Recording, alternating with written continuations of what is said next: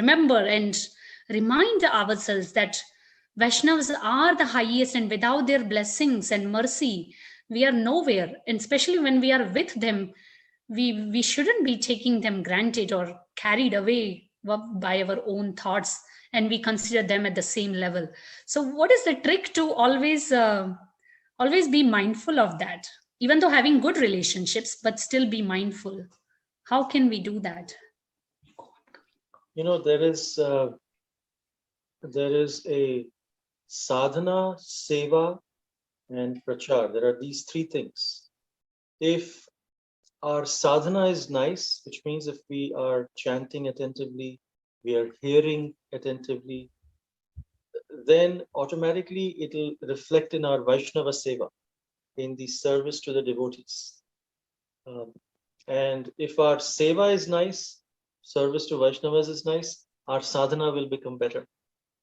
And then if our sadhana is better, then our Vaishnava seva would become better. And then when these two are good, it will reflect in our prachar, it will reflect in our preaching and sharing with others. Automatically, we want to share more and more.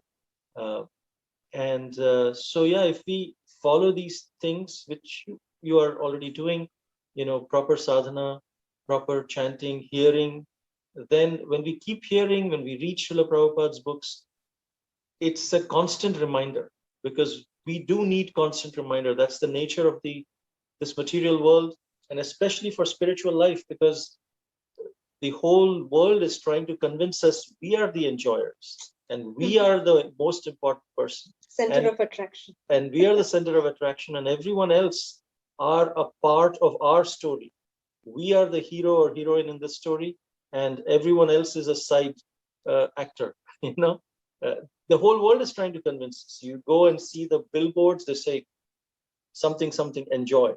And something, there are so many taglines which say in so many different ways, you are the center. And the Maya tries to convince us from within, from without. So then next day when we wake up, we are now, focused with this. When we wake up, then we chant, we hear, then we are reminded, oh, no, I'm here. I'm not the center of attraction. Krishna is the center and his devotees are the center. I am the side actor here, and I am the servant of the servant. And then again, we go out and again, we are bombarded with thoughts which convince us, no, you don't know, you really don't understand, you deserve it, and you're the best. All these different things. Yes, we are the best, but we are best devotee in one sense.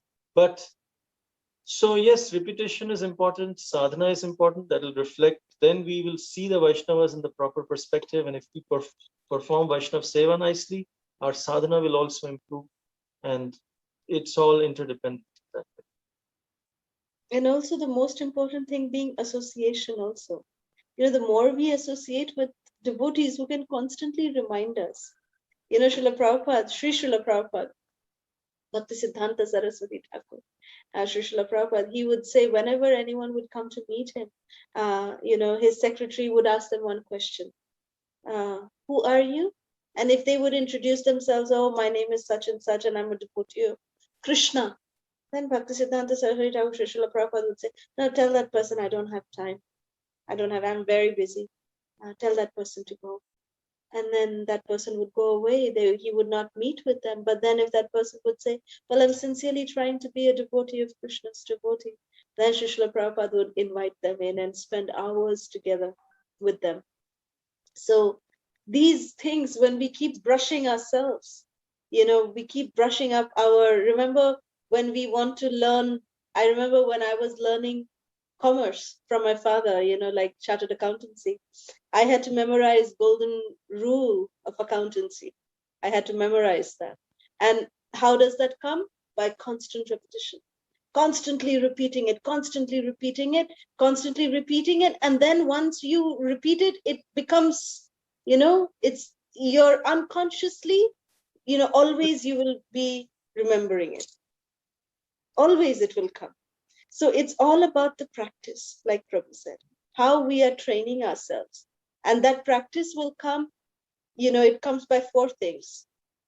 The type of association that we have, the type of, books that we read, the type of friends that we have, the kinds of things that we are exposed to when we are, with our ears and with our eyes, where we are exposing our senses to, basically what kind of entertainment we are, doing. So all of this affects what and how our, sadhana is going to get affected.